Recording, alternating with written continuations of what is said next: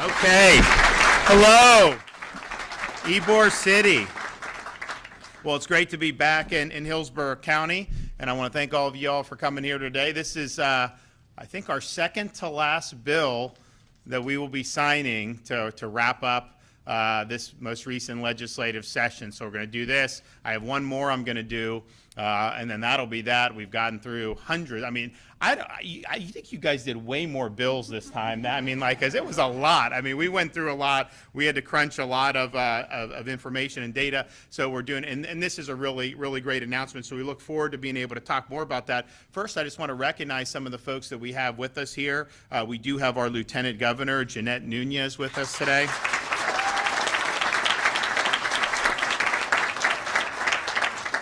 We have our new Commissioner of Education, Manny Diaz from Hialeah.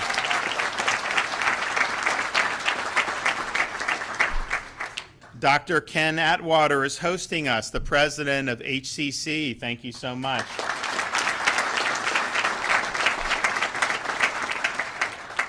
The president of the Florida Senate, Wilton Simpson from Pasco County, nearby here. Representatives, I saw Mello, I saw McClure, I saw Jackie Toledo. I did not see Beltran. Is he here? There he is. Okay, Mike Beltran. And then we're also going to hear from a student, high school student, Blake Dellenbach, about the changes, the positive changes, that we're making here for Bright Futures. We celebrated my wife's birthday yesterday, so she's doing very well. So I told her, I was like, you look just as good or not better than when we first done. And so she's done really, really well through all that she's had to deal with. And so we were happy to be able to celebrate it. I took her to see Top Gun Maverick, and so she liked it. We tried to do it before, but the kids were running around, so it just didn't work out, so we were able to do it. But I just want to thank everyone for wishing her a happy birthday. She's doing really, really well, so thank you all for that. So we have the #1 ranked public university and state college system in the United States, and that's been true by U.S. News and World Report for 5 straight years. I can tell you, as somebody that was born and raised in Florida, that was not always true.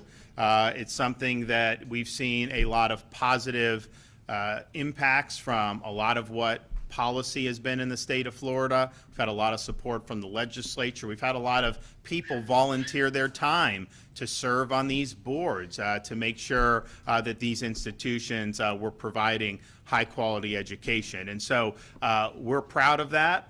We think that you should, if you're a Florida resident, Florida families have their kids graduate high school. They should have access to high quality higher education, but it needs to be affordable. And I'm proud to say that since I've been governor, we have not allowed any tuition increases at our state universities. And so it's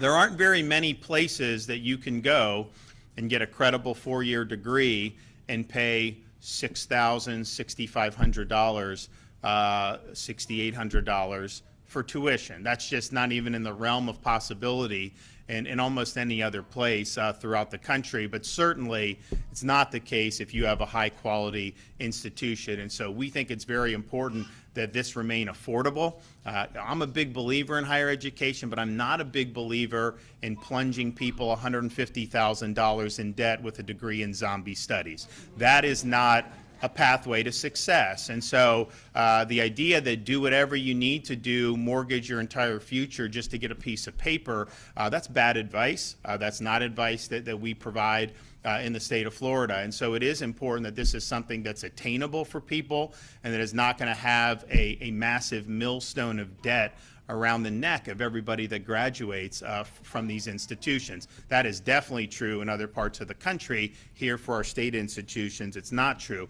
And as proud as we are of that, we've also said from the very beginning that I became governor, you know, a 4-year brick and ivy university is not the only way that you can be successful. There are pathways, very high demand pathways, where maybe you come to a place like here in Hillsborough. Maybe you get certification in high school even and are able to go and do apprenticeships. And so our view is not that you need to do that, but our view is, you know, all of those pathways have opportunities where you can be very successful. And there are a lot of people that have chosen non-4-year pathways, people that have been very successful doing that without going into debt, and have actually had a much better future than some of the people that went deep into debt and had degrees that were not really functional or really helping them expand opportunities. And so we have done over $5 billion to expand workforce opportunities since I've been governor. Our goal was to be, by 2030, the #1 state for workforce education in the country. We were in the bottom half of states when I became governor. We are shooting up those rankings very, very quickly because we understand how important it is. And I've been able to go around the state really for the whole time, but particularly in the last 6 months, we've been able to go, we did in this budget and some of the other things we did, the biggest expansion in nursing opportunities than we have ever done in the history of the state, and probably that any other state is doing right now. They just announced, Manny was telling me, Tallahassee community, they're doing expansion of nurses because of the money they've been able to do. This is a very high demand field right now.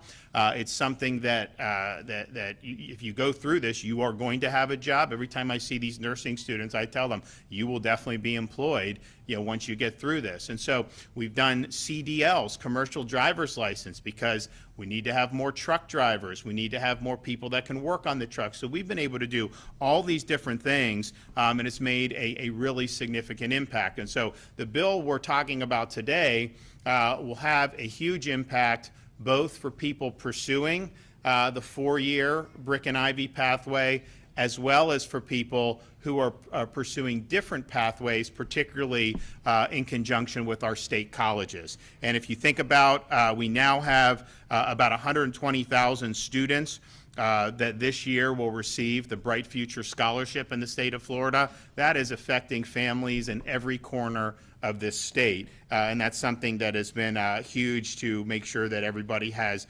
opportunities. One of the problems is, if you look at what the criteria is to qualify for Bright Futures, yes, you got to have a certain weighted grade point average and certain test scores, whether you're FAS or Medallion. You know, those, it's a little bit higher if you're FAS, a little lower if you're Medallion, but still, you know, it's significant, and you need to work hard to do that. But what you also have to do is do community service or volunteer hours, which, you know, in and of itself is a positive thing. You want people to be a part of their communities because, yes, we want you to be able to get a credential, but we also want you to be a productive citizen, and that involves more than just what degree you have and what job you have.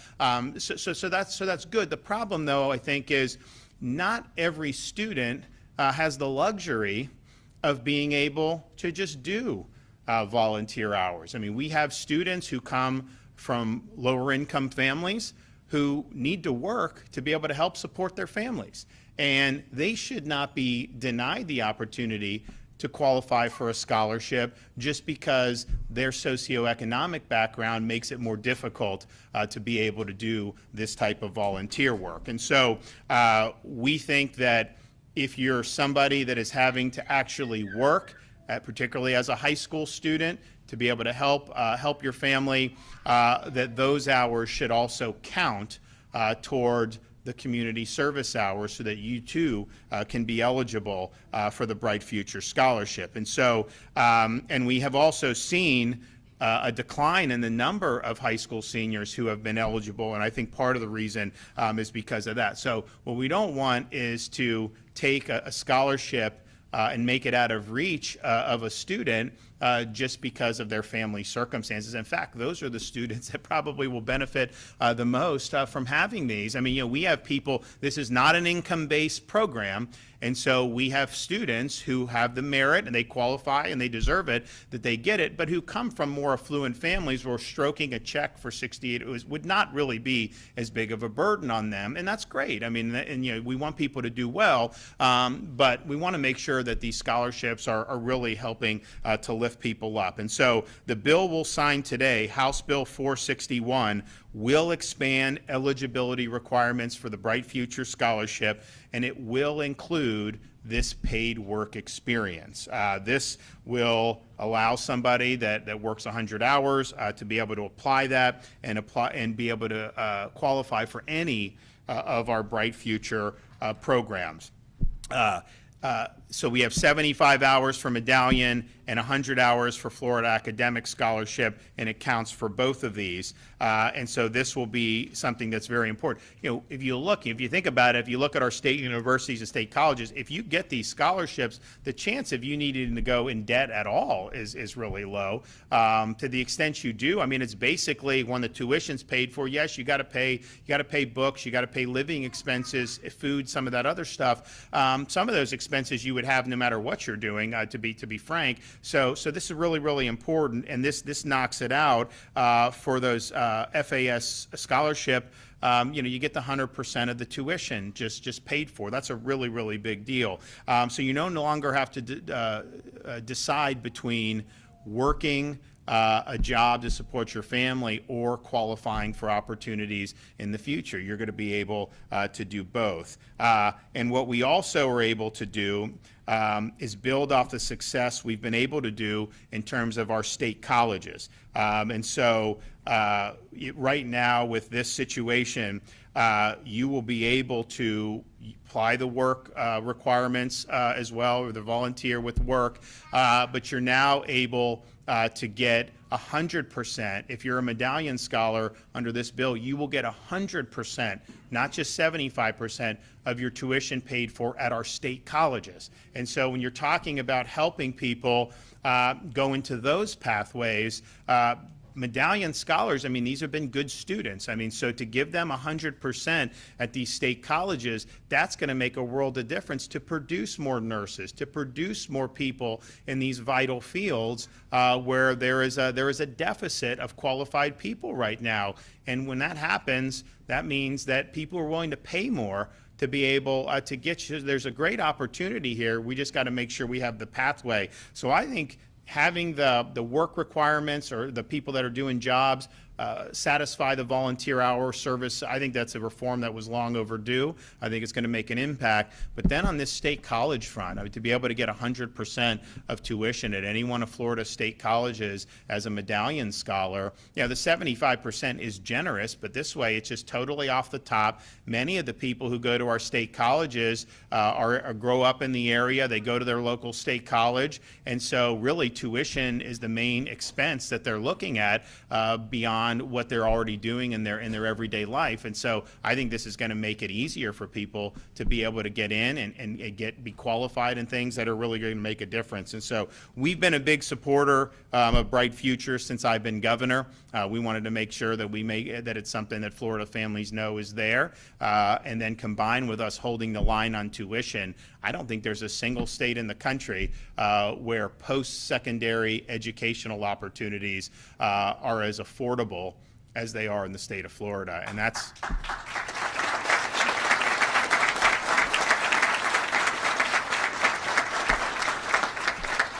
and in an era where it seems like everything that we need to purchase is going through the roof, that is even more relief for these families, because it had been when we had low overall inflation, academic inflation was way, way, way higher than what the traditional inflation rate was. We've kind of turned that on its head in Florida, and we've had really no inflation in terms of the tuition, which has been really, really good. And that's going to be very meaningful for families, you know, as they're looking at, yes, the bright futures, hopefully you just get that and you do. But if you don't get the bright futures, to be able to hold the line on tuition when, you know, your grocery bills are going up, your fuel bills, all these other things are going up, you know, families have to make tough choices when you're in this inflationary environment. And so we're really doing our part here to hold the line and to make sure that they're not going to have to choose between filling up a gas tank and allowing their kid to go to a state college or a state university. So job well done.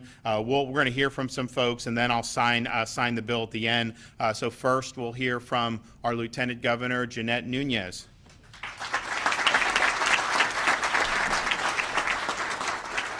Good morning. Thank you, Governor, and I want to thank all the elected leaders that are here with us that have fought for so long to make Florida the #1 state in education in so many facets, but in particular tuition affordability. And today is a great day for Florida students, and I can tell you as a mom of 3, 2 of which have gone through the state university system and have availed themselves of the Bright Future Scholarship, it is absolutely critical for our students.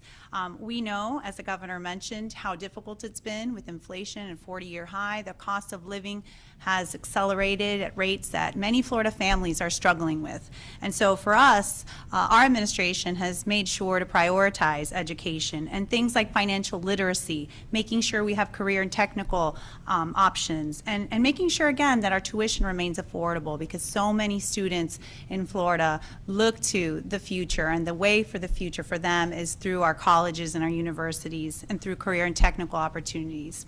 So as we look to education being the key pillar of success and the driver for students to be able to live long, productive lives, we are increasingly seeing how unaffordability within tuition is becoming a problem. Students being drowned in student debt, families trying to pitch in as best they can. So this bill, I think, is really key for those students that have shown that they're going to put the skin in the game, that they're going to work to be able to assist, to be able to achieve their ultimate goals. So signing today's bill, House Bill 461, again, a huge thank you to those legislators that worked on it.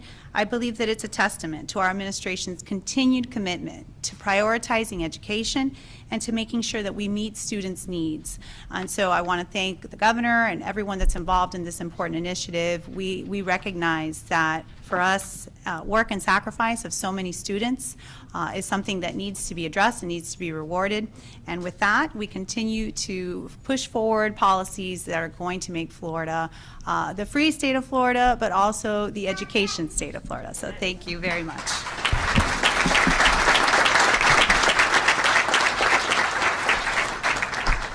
Okay, Senate President Wilton Simpson.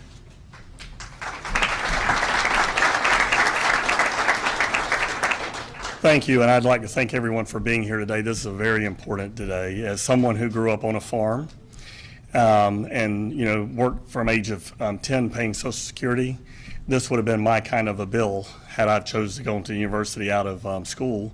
And it was something that's very important to this legislature and governor to make sure that we're rewarding people who have to work for a living or who choose to work for a living. And I feel like this legislature was a blue-collar legislature. All the programs that we put in place through the vocational schools, through the community colleges, was a real honor to be in this position at this time. And in addition to those things, we fully funded a lot of infrastructure projects through this state. A lot of these folks that are getting these jobs today are going to go right to work right out of high school, because you can get a vocational certificate coming out of high school. If you need an additional 2 years, you can get that now for free if you work for it, and you can use your work as part of the leverage for that. So, Governor, I really appreciate your leadership, and it's something we're really proud to serve and see this happen. Thank you. Great.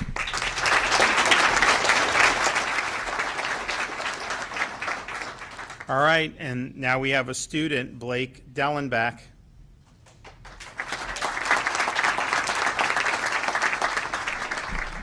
Hello. So first and foremost, I really just want to say thank you. Not only for this bill, but for all that you've done for me and my fellow students. I really appreciate it. And yeah, so I'm Blake. I am a senior in high school. I do online school at Florida Virtual School. I've actually been doing that for the past 6 years now. I love it. We have a great online program. And I have also had a job for the past 3 years where I work at my family's ice cream shop, which has been really cool. But it also does not give me that much time to do community service. Although I do get involved in my community, a lot of my time is spent either doing my schoolwork or at the shop. So this really means the world to me because I am very much looking forward to going to a public university in Florida, with the goal being UF. So this just opens up new opportunities for me that I just couldn't even imagine. So thank you very much, and I very much look forward to attending a public university thanks to you. So appreciate that. So.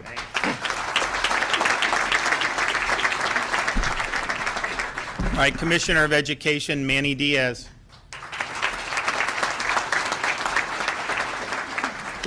Good morning, and thank you, Governor. And again, thanks to the leadership of Governor DeSantis, we have access for all of our students, and it creates opportunity. But I know you notice the theme here. All of this under Governor DeSantis' leadership connects. It connects with the opportunity to have an education that gives you a job in the workforce without being saddled with debt. And now it connects by allowing students like Blake, who are working 40 hours, not to have to give that up and to have the opportunity to go on to the #1 higher education system in the nation.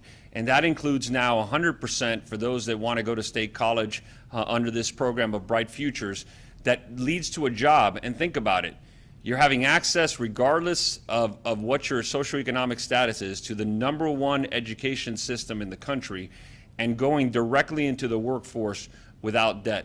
I think that speaks volumes of Governor DeSantis' leadership, what the legislature has done, and we continue to be the education state, and Governor DeSantis is clearly the education governor. Thank you, Governor. All right.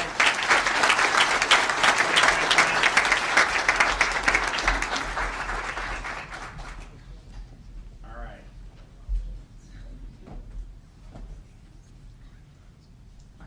I usually don't know the date, but I know it because yesterday was my wife's birthday.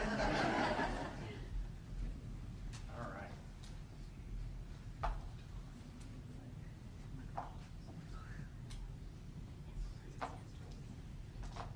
You guys get the waterproof marker. I know how kids are with permanent markers. All right. 27.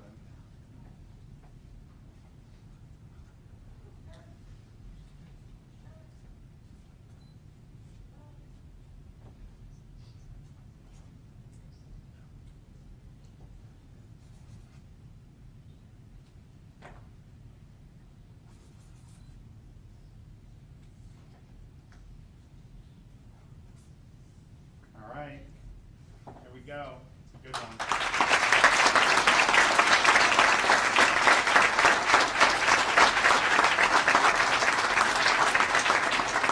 All right, who wants one of these markers? You want one? Who else? Okay. All right. Who else? Where else? Okay. Well, you know you're big enough to do that. Any other little kids? Where? Come on up here. There you go.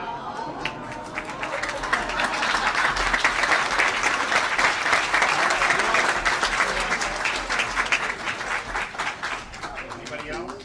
You guys want anybody in the crowd?